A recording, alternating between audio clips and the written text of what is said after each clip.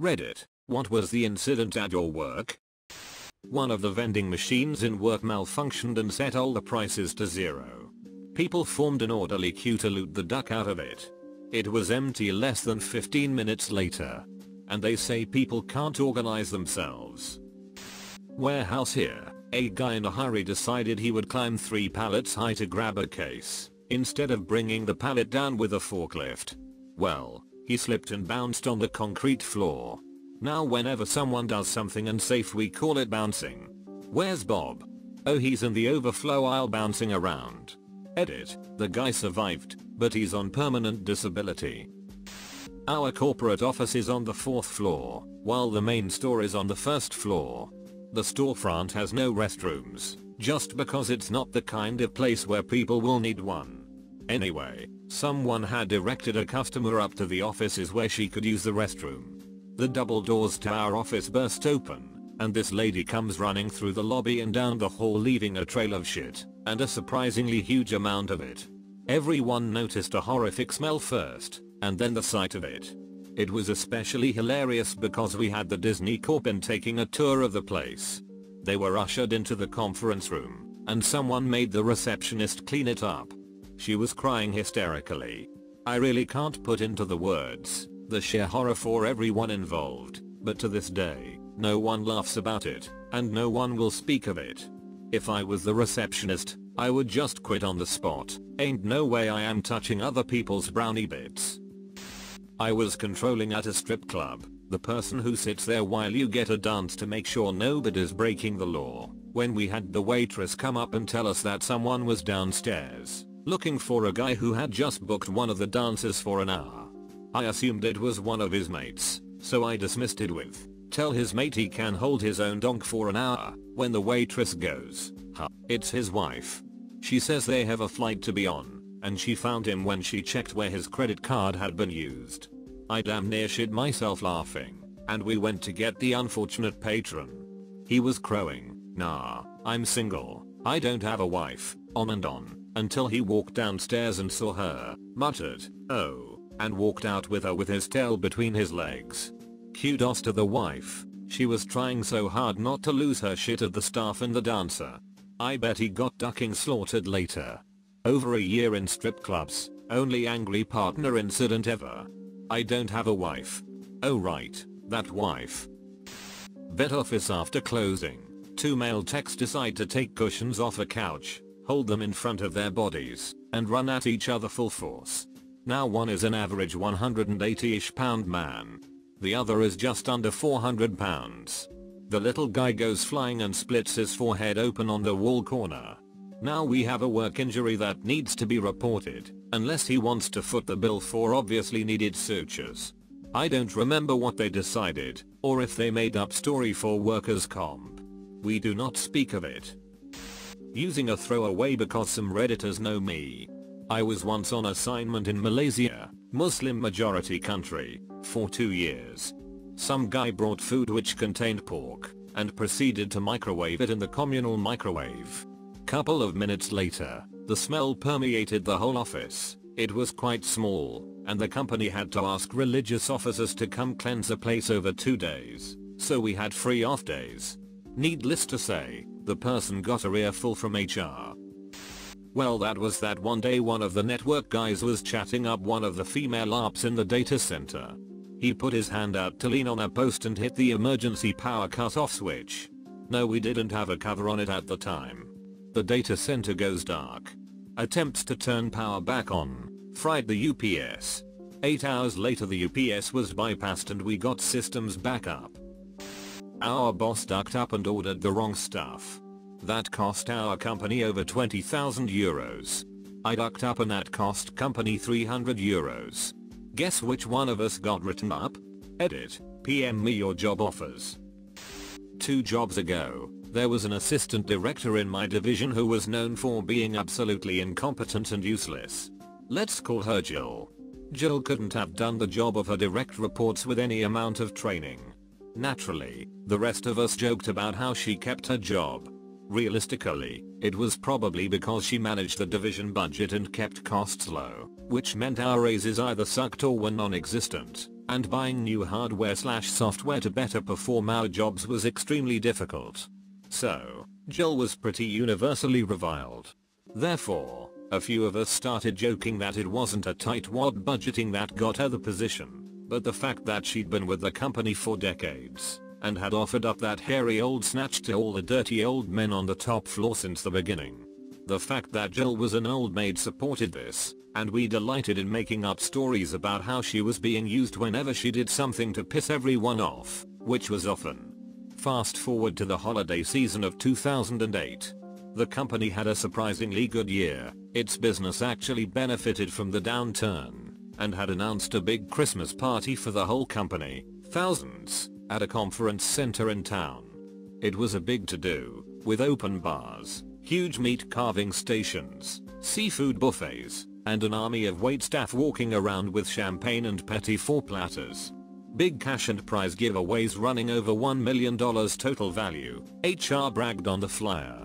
3 live bands and a DJ in separate ballrooms, and the main stage was a well-known country act. So, with all of that, the C-level guys wanted a chance to address the crowd to drunkenly puff up themselves and the company, and took to the main stage during the band's set break. It was pretty late, and everyone was toasted. They'd already had last call so everyone could start sobering up for the drive home. Now, before I get to the incident, a little backstory. The CFO was not at our party, he was in New York, our company was in the Southwest, partying with and circle jerking with other hotshits in the financial realm. Despite this, he wanted to be the one to brag to the crowd at the party about the financial numbers. Another part of my division managed video production and conferencing, and they were asked to make this possible. They recommended he pre-record a video and have it played at the party, but he insisted that they make it happen live with two-way audio and video, like they do on CNN. To make a long story less long, they miraculously got the budget approved, via Jill, who with some other directors were accompanying the CFO in New York, to hire a local company in New York to set up the monitor, camera, and sound in the CFO's hotel suite. On our end, our guys set up a theater-sized projection screen, and made the audio portion work with the on-stage PA. Ridiculous effort for a guy to talk for 5 minutes, just so he could hear and see the crowd cheering back at him. So, as many people as can be packed into the main ballroom are gathered, and the CEO gives his pep talk, all these new clients, woohoo, followed by the CIO, successful security initiatives, yay. Then at the pre-arranged time, our guys get the go-ahead to turn on the feed to the CFO's hotel suite. The next few things happened extremely quickly, but it's forever burned in my memory. We are greeted by a big, white, jiggling, gyrating ass, framed by a pinstriped shirt and black slacks. We are also greeted by telltale grunts, moans, and squishing sounds. The horrified gasps and howls of laughter and applause on our side must have blasted loudly through the audio on his end, because the CFO almost immediately turned around, projecting a perfectly normal, white, old man donk, that was nevertheless at least 6 inches large on the giant screen, before he quickly stepped off camera. Which revealed the backside of Jill. Couldn't mistake her huge massive dyed orange hair for anyone else, in the middle of standing up. She then also turned around to see what was happening. Not too bright, remember, her donk flailing around in a semi-chub. You read that correctly. The howling laughter briefly turned into chatter, as everyone asked each other if we'd really just seen what we thought we'd seen. To wrap up, the CFO was forced into retirement, Jill was laid off with a big severance, and the video conferencing team was raked over the coals for not calling the CFO on the phone before going live with feed, but none of them were fired. When I was 17, I worked the egg grill at a big university cafeteria. The grease, oil, and residue from cooking thousands of eggs each weekend would fall into a channel and rain into a removable metal trap about as long as my leg. Each night we'd remove the trap, dump it, and put it back again. Sometimes we'd rinse it too. Anyway, as a new employee, I was overly eager to please everyone. I cleaned the trap with scalding hot water and tried to get it as clean as possible. That's when I noticed the trap felt heavier than it ought to be. It was only partially filling up, because at least 2/3 of it was filled with some sort of blockage. So I start banging the trap. Hard. I keep flushing the top 1/3 with hot water and slamming the trap against the inside of a big garbage pail. Nothing's happening. I keep doing this over and over because little tiny pieces of congealed egg and God knows what else are breaking loose. Finally I slam it once more really hard, this time against the floor. Whatever was blocking the trap broke free and this horrendous ducking grey and black sludge comes pouring out all over the kitchen. Words cannot possibly ducking describe it. The smell was like a living, breathing thing, a rancid mixture of purified egg, bacon grease, rotting flesh, and whatever the hell else was in there. It radiated instantly and irreversibly outward, slamming everyone in the kitchen like a punch to the face. I puked first. It wasn't even a question.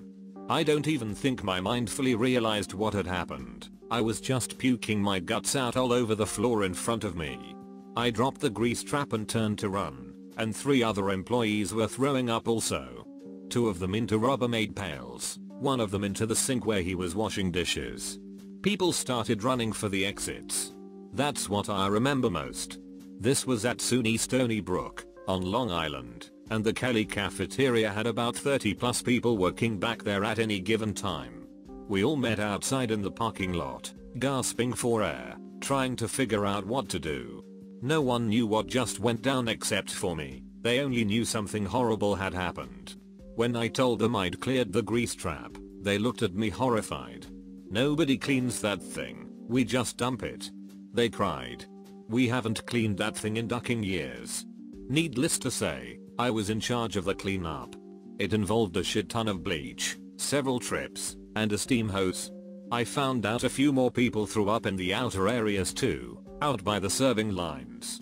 One girl threw up into the bowl of salad she was chopping. Anyway, that's my story. Nothing will ever come close to that smell in my entire life, and for that I derive a little bit of comfort. Last week, someone accidentally sent an email intended for like 4 people to 8,800 people, pretty much the entire building. This triggered tons of people replying saying, "This isn't for me, take me off this email," which then evolved into tons of people emailing, "Quit replying all, everyone," which then turned into people sending memes making fun of the entire ordeal. In about an hour, I received 216 emails. 216 emails to 8,800 people is something like 1.9 million emails, not including actual work emails outside of this, that our email server had to process in an hour. I used to work at an armored car company near Boston. We had an inside job one day. It was super ducking intense, until we pieced together what happened. Here goes. Truck pulls up to normal stop. Driver's cousin gets on truck. Truck drives around Lawrence, shitty town north of Boston, for 45 minutes, and stops at its normal stops to pick up more money. Truck drives to driver's cousin's house. Cousin makes 2 trips bringing duffel bags into his house. Truck drives away, and finishes another hour of its route. 2 hours later, pulls up to Lawrence police station to report robbery that happened 2 hours and 5 miles ago. Said they were robbed by 6.5-foot tall Asian man. 2 hours after arrival at police station, driver and partner are under arrest. Well played, men. Guy put a big can of Monster in the freezer instead of the fridge, because he was late and he wanted it to cool quickly. He forgot about it for a while. After a few hours he took it out and opened it. The can exploded. Monster was everywhere. On him, on the floor, the ceiling, the walls. In about a 10-meter radius. It was glorious. He took a towel, wiped off his chair and continued working. Edit. After I was done laughing, I told him to wipe it all up properly. No, he didn't wipe the ceiling. I work at a boarding kennel, and one day, one of the dogs got out. It rarely happens, but it does happen occasionally. We all chased this dog for about an hour, until they sent me back to the kennel in case someone showed up there while they were trying to capture it. I go back, and about 30 minutes later, I see on the news that there was a traffic jam on the highway, and there is a cam showing 3 people chasing a dog in the highway. It was something straight out of the cartoons. I was an intern at a chemical company. Around 10 o'clock one morning, The fire alarm goes off. Everyone in the building is being evacuated. Why? Who knows? I'm just doing as I'm told and go to lunch. I get back, talk to my supervisor, and he tells me that someone in maintenance brought a bomb in. The police took him away in cuffs and closed the building. I got sent home early, but anyone with their car keys inside had to stay and wait until the bomb squad came and cleared the building. They were at least 3 hours out.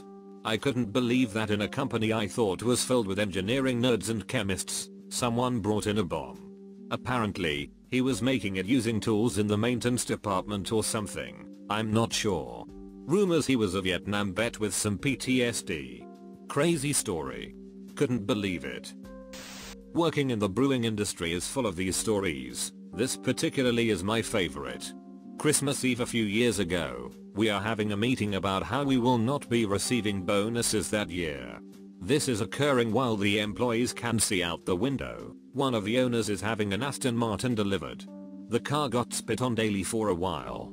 Cut a few months later, and a particularly rainy spring in Chicagoland, the owner is returning from a company function at 4 AM, with not his wife, going 140 miles per hour on the highway, when he puts the car into a flooded underpass, immediately totaling the car. This owner is our never speak of moment. He has a shaky past with children, expensive cars, and alcohol. TLDR, asshole brewery owner gets drunk and puts luxury sports car into a flooded underpass. There have been a few, but the one that sticks in my mind was when the HR department had shit rained upon them. There had been warning signs. The toilets on our floor took longer and longer to drain, but no one thought about mentioning this to facilities. Some kind of blockage had occurred in our plumbing system, however we were unaware of the consequences this would have. I didn't see it all, but apparently it started with the smell of feces, then a brown, drip drip drip from the ceiling, shortly followed by a torrent, which ran along the office coating 5 PCs and 2 people and their colleagues' shite. I turned up to see another member of HR holding a massive bin, whilst a steady stream of light brown liquid poured out of the ceiling and filled it up. I gave them a wave and went upstairs to our office. I was talking to one of HR about this event, as it is legendary, and she said, "I'll never forget that, it was my first day." This was at a shitty place I used to work at, but happened before my time there. Indian boss is overly paranoid that all his employees are stealing from him, so all cash transactions must go through him, and he just keeps all the cash in his pockets, usually thousands of dollars.